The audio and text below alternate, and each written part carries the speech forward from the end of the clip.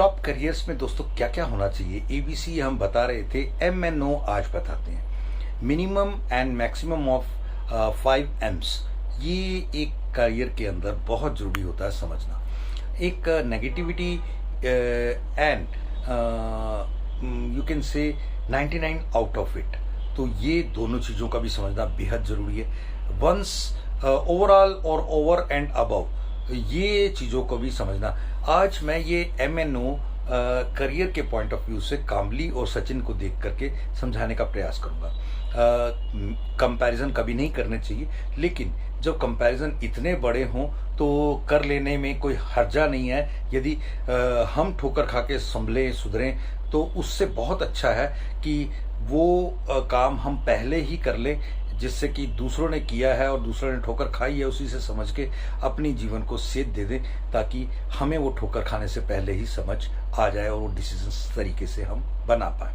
नमस्कार दोस्तों, मेरा नाम प्रोफेसर कुलविंदर सिंह है और आज हम बात करेंगे टॉप करियर्स में MNO। एबीसी बता रहे थे और उसी एबीसी में चलते हुए अल्फाबेट MNO।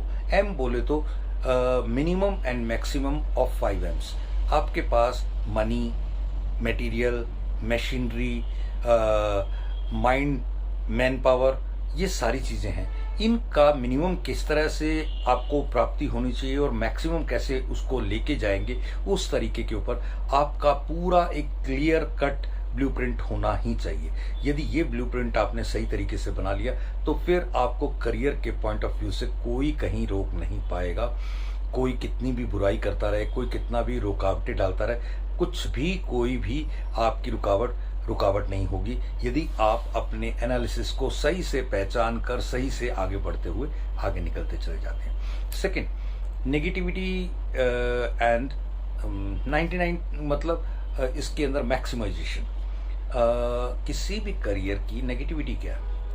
मान लीजिए कि जैसे मैं एक एग्जांपल कई बार दिया करता हूँ कि मोहम्मद जो सा एक बहुत बहुत बहुत बड़े बॉक्सर हुए, उनका अचानक से एकदम से नाम मेरे दिमाग से उतर गया।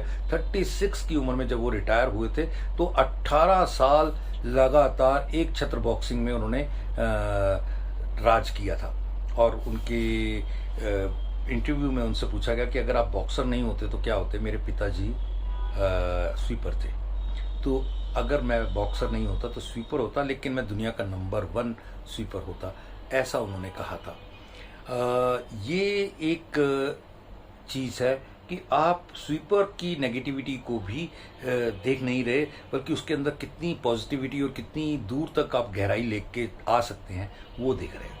देन 99 आउट ऑफ इट, वो गहराई तो नहीं, ऊंचाई को आप कितना और आसमान दे सकते हैं। मैंने किसी व्हाट्सएप के मैसेज पे पढ़ा था कि जूतों का डॉक्टर, यहाँ जूतों की हर बीमारी का ऑपरेशन किया जाता है और आप जायज़ फीस के लिए और तसल्ली बख्श ऑपरेशन के लिए यहाँ पधारें। यानी जूतों की काम करने वाला अपनी ग्लानी से ही मरा रहता है कि यार मैं तो एक कॉबलर हूँ, क्या कहते हैं उसको, शू मेकर हूँ, लेकिन मुझे अपने काम पे प्रति गर्व हो कि यार मैं इस काम के गहराई को समझ सकता हूँ, तो कितना बड़ा मान सम्मान वो खुद उसको दे रहा है, ये समझना। देन ओवर एंड अबव, कामली देखिए आज की स्थिति ये है कि अखबारों में फैल रहा है कि वो 30,000 की सरकारी जो बीसीसीआई से उनको एड आती है पेंशन के रूप में, उसके अलावा उनके पास कुछ नहीं है, जिसके कारण वो 50 साल की उम्र में ऐसे स्थिति में पहुंच चुके हैं कि उन्हें कोई काम मिले और कोई, जो कि वो शायद जब वो आए थे टैलेंट वाइज तेंदुलकर से बहुत आगे थे और रिकॉर्ड भी देख लेते, जो शेफर्ड शील्ड में उन्होंने काम किया, रिकॉर्ड बनाया था, तो इनके 365 या 66 रन थे और 325 के करीब सचिन के थे। और उसके बाद जब धीरे धीरे करते हुए आगे बढ़े तो सचिन की एकाग्रता और बाकी चीज़ों के ऊपर ध्यान ना जाना कितनी दूर लेके गया उन्हें। और दूसरी तरफ आज वो जब जिस दिन रिटायर हुए 24 साल खेलने के बाद 36 की एज में, तो वो भारत रत्न होकर के रिटायर हुए और आज तक किसी बात के लिए उनके ऊपर कोई इल्ज़ाम नहीं लगता। और भारत रत्न होने के नाते वो पूरी चीज़ का ध्यान रखते हैं कि एक भारत रत्न के ऊपर कभी किसी चीज़ का दाग ना आए। ये कभी बाल कटा लेते हैं विनोद कांबली, कभी कुछ कर लेते हैं, कभी कैसा ड्रामेबाजी, फैशन, किसी के बारे में कुछ बोल देना वगैरह वगैरह।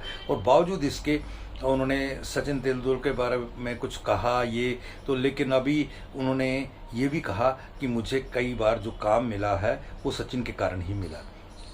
ये अलग बात है किसी काम को मिलना, लेकिन उसके अंदर अच्छे तरीके से रमे रहना और उसको आगे बढ़ाना और उस काम से आगे लिंक ऐसा बना देना कि वो आप उस लाइन के महारथी कहलाए जाओ। ये दोनों का फर्क है। मैं बाकी गहराइयों में नहीं जाऊंगा, लेकिन हमें अपने करियर में मिनिमम से मैक्सिमम 5 M's का डालना, नेगेटिविटीज़ और उसकी पॉजिटिविटीज़ का जानना, ओवरऑल और ओवर एंड अबव जानना, ये बेहद ज़रूरी है। Thank you. जय हिंद।